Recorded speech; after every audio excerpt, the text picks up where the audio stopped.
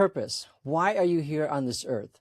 Titus 2:14 says, Jesus gave himself for us that he might redeem us from all iniquity and purify unto himself a peculiar people zealous of good works. And so to be zealous for good works is that broad purpose that we all fall under that umbrella. But aside from that, there's an individual purpose that's specific to you, and by extension, specific to your business if you're a business owner. And so today I brought on Alesha Limbo, who is a life coach. She does sales, marketing, speaking, podcast host. She does all kinds of things. But we're going to talk about understanding your individual purpose and how that individual purpose drives everything else that you do. So Alesha, thank you very much for coming on board today. And to start off with, what is one way that you have found to honor God in your business that others may not know about? Gosh, well, first off, David, thank you for having me on. I'm just so excited to be here. It's such a privilege. Anytime that I get to talk about purpose and how we are all created for purpose, it just excites me. So thank you for letting me be here. Let's see. I'm trying to think of how I want to answer your question. I think everybody knows everything about me because I'm very open. I'm an open book. But one of the things that has just really shaped my life is how it goes back to what you talk about in this podcast of purpose, right? Everything that I do, I try to run through the lens of, does this line up with what God has for me? Does this line up with the purpose he has for me? And I really try to live with intention, which has actually been really powerful because the more I live with intention, I have found not that my schedule is opening up. It's still busy, but it's shifting. It's changing as I really say, God, guide me in the direction that you want. Let me live it out how you want with the gifts and the talents you've given me.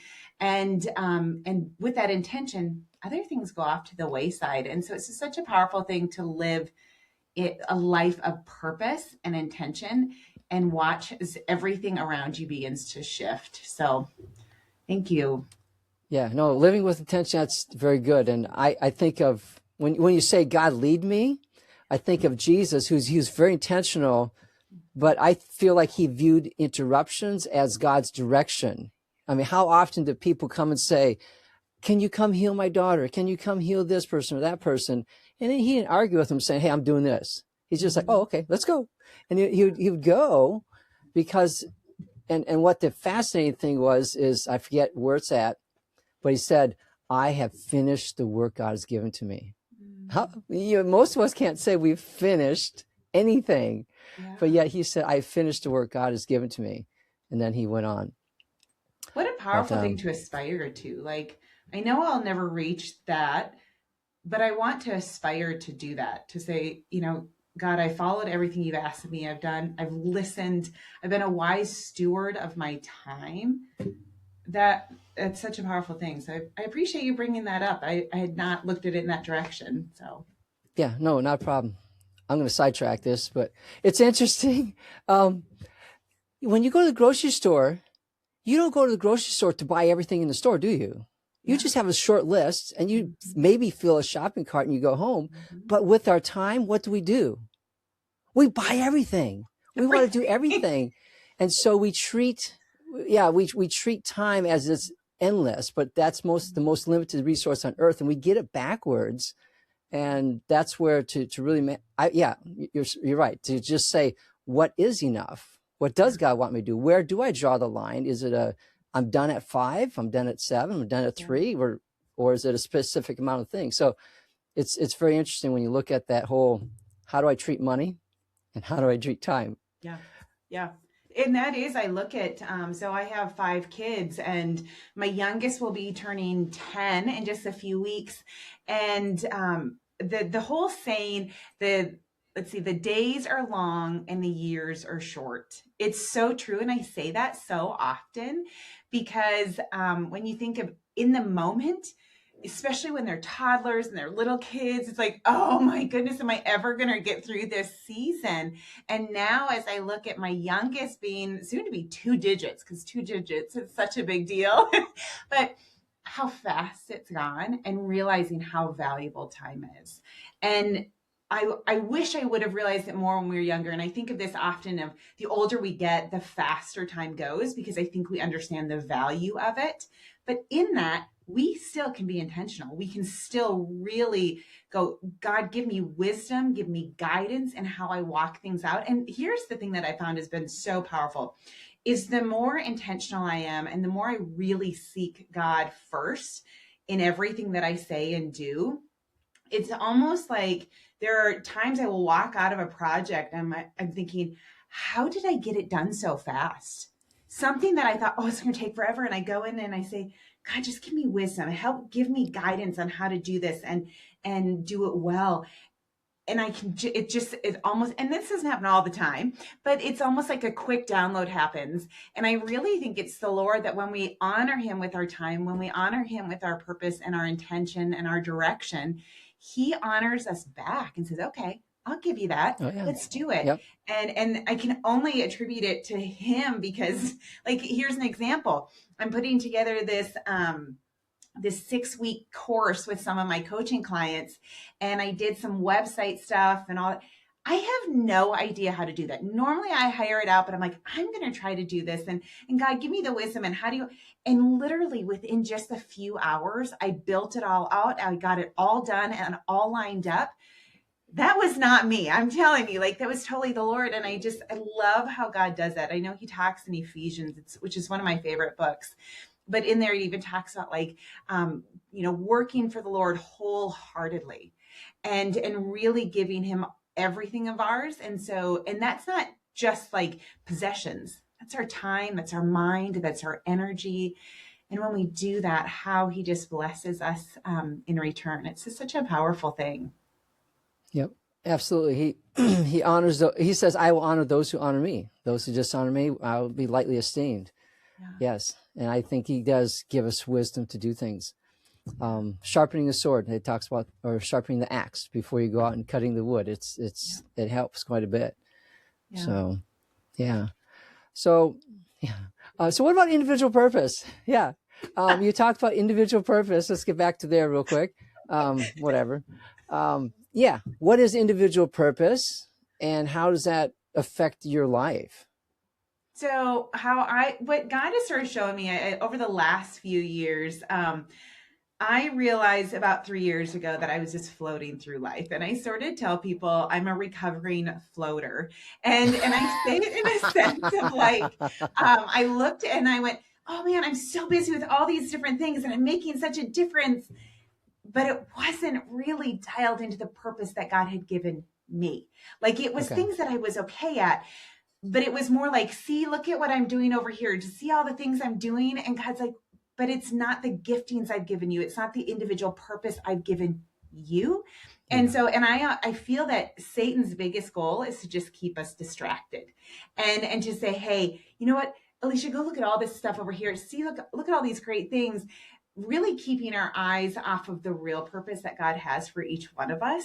And I truly believe that there is a purpose that each one of us I can only create or walk out the purpose that God has given me. It's not meant for anybody else. It's what he created. He talks about it again in Ephesians, how we're his masterpiece. And if you think about that, like there's no other, we're all so different. We're also our own person. And so when we lean into those giftings and callings and not be pleasing others, not be all over the place and, oh, I'm busy doing this, but saying, wait a second, okay, God, what's my individual purpose? What did you create me for?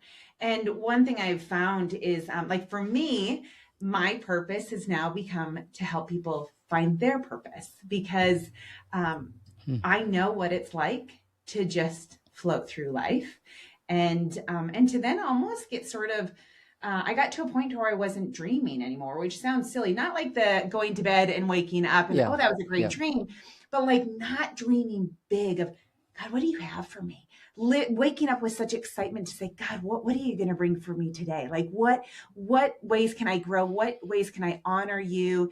And walking that out. And so I've learned to, as a recovering floater, I've learned to dream big into the purpose that God has for me. And it brings me such joy. Now, is it easy? Absolutely not. Is it hard and challenging? Yes.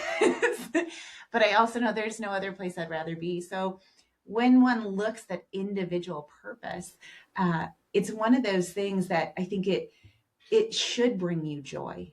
It should bring you excitement. It should bring you a level of peace and contentment, because God created that excitement in you, that joy in you, that peace in you for a reason. Like it does line up when you begin to say, God, I want you as my purpose.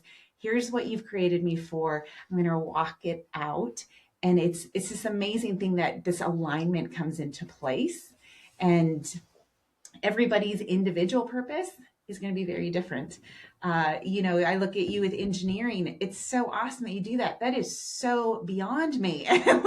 like my mind does not go there at all. But what an amazing purpose and gifting for you. And we all have those. And it's learning, God, how do we walk them out, and how do we honor you in the process? Because I think really too, we want to glorify him in everything that we do. And walking out our individual purpose is the most powerful way to glorify him. Very good. Very, very, very well said. It's interesting you say that you're a floater and that Satan wants to distract you. I think there's the two sides of either having you be lazy and passive and not doing anything, or if you're going to work a lot, well, let's distract you, because it's the other thing is this, if you want to work, we'll just distract you all over the place. And yes. So is individual purpose, how do we find that? Or is that something we discover, we come up with, or is that changed throughout our life? Or can you fill us in a little bit? So here's how I look at it is our purpose is so massive. Like what God created for, it's so big that we can't handle it all at once. It would overwhelm us. And I say that because even as I'm beginning to walk more intentionally in the giftings and the purpose God has for me, it can be overwhelming. And I just see a small snippet. And so I believe it just, even like in scripture where it talks about the master and the three servants and how he gives them I think 10 shekels and 5 and 1 or something like that. And 2 of them go and they multiply it. They go and say, okay, God, you gave me this. I'm going to go and use it. And I'm going to bring back and double it. And then the other one that was given 1 goes and buries it. And then the master comes back and the one that buried it is like so proud of themselves. Like, I protected it and I kept it really safe. And it was, and here's the one. And he just, what? Like, you wasted it. And then he takes it and gives it to the other 2 that multiplied it. And so I believe as we lean in to what God has for us, as we seek him, as we put him first, he begins to reveal more and more of our purpose. And it can shift. Like, I don't think it's necessarily going to say this is what it is and it's always going to stay that way.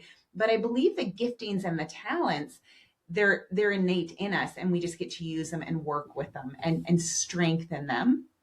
And so it's just a cool thing when you begin to, like, for me as a coach, helping people to identify them and to begin to walk them out and see that light pop on and go, oh, wow, okay, this is something that I didn't realize it was a gift, and maybe I got distracted and didn't use it, or maybe I went through an experience and I buried it because it hurt or whatever, and digging that back up and using it. But here's what I will tell you, and I sort of alluded to this earlier. When we walk out our purpose, when we live a life of intention, it requires us to become aware of things. Like it goes back to the floating, right? If you're floating, you're not aware of what's going on around you and all. You have to stop and really step into a level of awareness. But it is hard. It's not easy. It isn't just going to be a bed of roses. But in that, it is the most rewarding thing. So, you really have to, I think, build this mindset of going, my purpose is greater than the challenges I'm facing. My purpose in honoring the Lord and walking out what he's asked me to do is greater than what I feel in the moment, and pushing through that. And so building up those things, building up how to look at it from a perspective that I think a positive mindset is always essential too as you walk out your purpose, in recognizing that you can always trust the Lord in all of it. We can truly trust that he will work out for good for those who love him. Like, end of story. Like, that's non-negotiable. If we love him and we're honoring him, he will work it out for good. Now, it might not turn out how we exactly want it. It might be a little more challenging, but man, we got to just trust him in it. So that's another, I think, powerful step in the process, is learning to trust him and really shift your expectations of what your purpose might look like to line up with his expectations. Very good. And I like what you said, is that your individual purpose is bigger than what it is today, because it grows with you.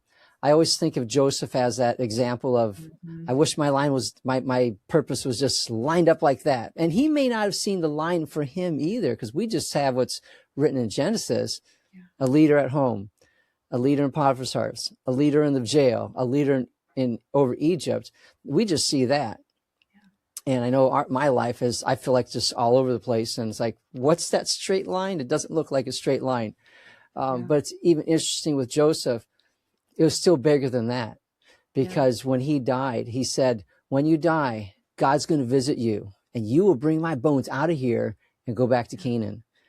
It was bigger. He understood the faith, the promise, that it was bigger than him. And that's, I think, one of the things we have to remember. Even if our purpose is so huge, we're just part of God's bigger puzzle. And that's what we need to remember. But you think of, even with his story, with Joseph's story, in order to get to all those things, he had to go through a lot. Like, his brothers sold him into slavery and like tried to tell their dad, hey, I think he was eaten or by a bear or whatever. And then you have Potiphar's wife that turns on him and accuses him, and he goes to prison. I mean, you think of what he went through, and that is a powerful thing when we begin to see what Joseph, the whole story that he went through. It wasn't easy, but it was amazing. That's a mindset shift and a perspective shift of going from, God, why are you doing this to me? And I mean, Job too is a great example of saying, God, I'm going to trust you even in the times that it doesn't make sense, because you are bigger than this. And I just trust you. Like, you will redeem whatever the situation is, however you redeem it. It's going to be redeemed because God is good and he's faithful. And so I think when I go through really hard times in life, I never look at it in a, oh my goodness, God, why are you doing this? I can't believe, have you forgotten me? Instead, it's, okay, God, I know you have a reason for this. What can I learn in this? And how can I grow in this? And not only that, how can I impact others in this? How can I use it to glorify you? And that is like, it excites me now when I come to trials in my life. Not that I mean, it's still hard. Oh yeah, it's so hard. Yes. So, but yeah, we were talking about Joseph and purpose and things like that. I was going to ask you, do you have a example of a story of an individual who didn't have purpose, then he found his purpose, and what happened because of that? So I mean, I have definitely a lot of coaching clients that have gone through that. I would say that, let me use my husband and I actually as an example, Okay. because it's been a really amazing experience. Because as I sort of shared with you a little bit ago, of just floating through life, not having purpose, as I've learned to shift into purpose, I have become a much more supportive spouse, and with my husband's purpose. And that has been really the coolest thing to experience, because I was floating through life for so long. And almost, I think when we float through life or avoid change, a lot of it's out of fear, right? We're afraid of failure. We're afraid of the what ifs, and we let the negative what ifs run us from saying, okay, I'm not going to do it. I'm not going to move forward. And so it holds us back. Now, my husband is a dreamer. He loves to dream big. God has just given him this gift to come up with idea after idea after idea. And it's so cool. It is not cool when you are married to a wife that is not a dreamer and doesn't want to do anything and risk everything. And so when you have that, it's not always great, right? So what's been really cool is as I've begun to go, God, I know I need to dream bigger. I know that you have stuff that's so much bigger, and I'm willing to just trust you in it. I'm willing to lean into you and do it. We are now doing it together, and I'm letting, it's almost like I've been able to now step back instead of controlling everything for him as well. I've been able to step back and say, okay, now I see your gifts and I see your talents and I see your abilities, and I get to now be a cheerleader for him instead of being like the hurdle or the roadblock, saying, no, we could fail it. No, this could be bad. I get to stand back and say, God, use his purpose, use his gifts, use his talents. And so we have a land surveying company. My husband's been a land surveyor for well over 20 plus years and is just really, really good at it. And one of the things that he's always wanted to do is he's wanted to get into land development because he works with a lot of developers. And, when you have a wife that's like, no, like no, we could lose everything. And I just wasn't willing to dream big. And last April, right around March timeframe, God just so clearly spoke to my heart and said, Alesha, this is going to be a big year. And I didn't know what that meant. I just said, okay, I'm just going to trust you. And then really towards the end of March, beginning of April, I felt like the Lord just very clearly said, this is a year for your husband to develop and you need to be open to it. And now, mind you, if God had shared this with me a few years before, I wouldn't have been there. I wouldn't have been open to it, but God's just been working in me. And so I hadn't really even shared any of this with my husband at the time, but he, a few weeks later says, hey, I want you to come and look at this land with me. Now, my husband has done this stuff over the years, and I'll be like, okay, fine, I'll go look at it. But that's like as far as it's going to Whatever. go. Yeah. But we came out and we looked at this property and we walked it. And I said, Brad, let's go for it. Let's pursue it. And until God either really closes the doors or we walk through it. And that was end of April. And leading up to it, then I had been working on our house at the time and just sort of painting and just doing lots of touch up. And so we decided, okay, let's meet with some banks and let's see what happens. It was a very, very large sum of money that this land, it's 76 acres, a beautiful home and a shop on it. And it is right in city limits of the town that we live in. And which is just crazy thing. We just live in this little town in South Dakota, but it's a very wealthy town. And so 76 acres in city limits is pretty crazy to think about. So we began to go to the different banks, and bank after bank after bank said, absolutely not. We're not even going to look at it. But here's the thing. My husband had a dream and a purpose that God had laid on his heart. And in that, God had been working on my heart to also help him walk out that purpose as well, right? And so as each bank that we went to, we learned, oh, okay, we need to just tweak how we share and work on this and recognize this part of the process and all that and do some shifting, right? And we learned from it. We didn't just go, well, they said no, so I guess it's just not a go. It's, no, God's put this in there. Let's keep pursuing it. And Fifth Bank rolls around and they said, okay, we want to give you the money. Now, here's the fun part of the story is here we are, 10 months. We end up closing on the place.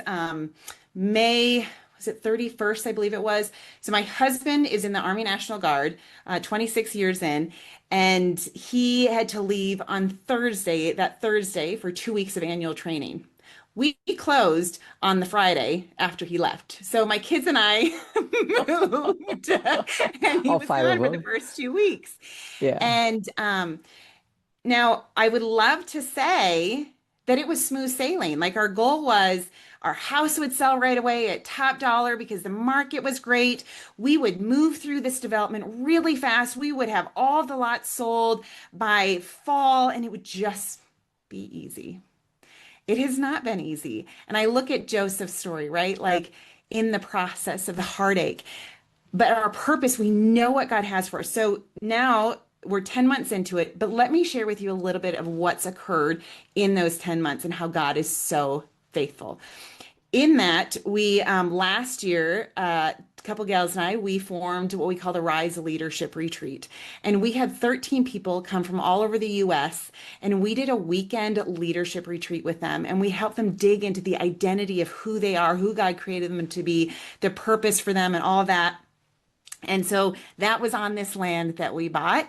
We end up having, I have a podcast called The Purpose Effect.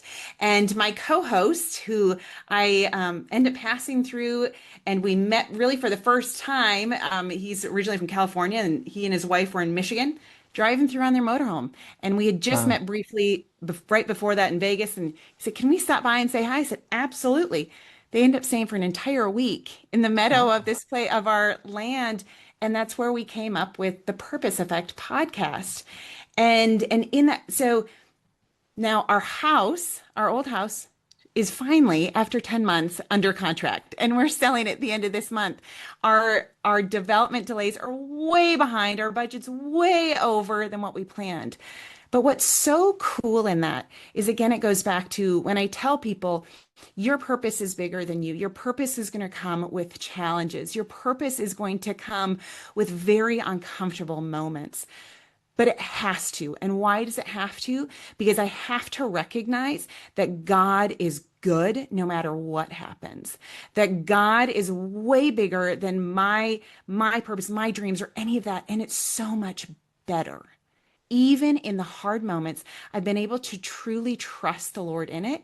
And I've been able to watch my husband walk out his purpose in a very powerful way as well. And so that's what's so cool is when we begin to really work on our individual purpose, there's a ripple effect and it impacts everybody. It's not just about us. God looks at the big picture. We just limit ourselves to the little one. I often refer to our life as a tapestry. And we Yep. see the backside of a tapestry. And if you've ever seen a tapestry, there, you see it, oh, from the front, it's beautiful. The backside is a disaster. You have no idea what it even is usually. Yep. Like, what is that? And so that's the side that we usually see life through. But on the other side, God's creating this masterpiece and we get to be a part of it. We just have to choose. Are we going to step back and look at the big picture with God? Or are we going to stay in that little backside and go, oh, this is horrible? I'm making a choice to say, God, I want to look at it from your perspective. And wow, it's such a great spot to be in. So walking out your purpose is powerful and hard, but so good. I agree. I agree. And it is a challenge, but that's Sermon on the Mount, the wise man, foolish man. It applies to so many things, but the wise man builds his house upon the rock versus building a house upon the sand. I have dug in the sand. It's super easy. I've helped build a house in the sand and running the drain pipes. It just goes quick. And I've also put edging into rocky clay soil. It's hard, super hard. So I understand the difference. And that's how it is with our life. Going God's way. It's more difficult at times, but it lasts. The results last a long time. Very much worth it. Yeah. Alesha, we're about out of time right now. But do you have any parting final words or challenge for my audience today that after all that we've said and done and talked about, that you like them to remember and be challenged with? I want them to understand to the core of their being that they are not a mistake, that Mm, they are not here just by happenstance, that they are created for a purpose, that they were created and that they are loved by the creator of the universe. Like, and I think when we begin to grasp that, and it's something that's so overwhelming, and I think it's very hard to really comprehend it, but if we just even get a little bit of it and begin to put that as our foundation of how we walk out our life, the most powerful shifting and the most powerful aligning begins to occur. And so that's what I want people to know. You're created for a purpose. You're not here by mistake. Now go and do it. yes. And to add to that, don't say, I wish God would make me this way, because he made you Mhm. for a purpose and Yes. you're not like anybody else. And that's fine. So be grateful and run with who you Yes. are. Yeah. Alesha, thank you so much for your time and your encouragement today. Talk about purpose, individual purpose. And if you're looking to go deeper with Alesha and learn more about her work, check out the show notes for some links and to her sites and some free information there. And if you enjoyed this episode, please leave a rating and subscribe to the show and sign up for our newsletter where you get a verse for the week and a challenge with that as well. And remember, your business represents the great God you serve. So build a business worthy of God's great name and in a way that honors him. Bye for now. Stop recording.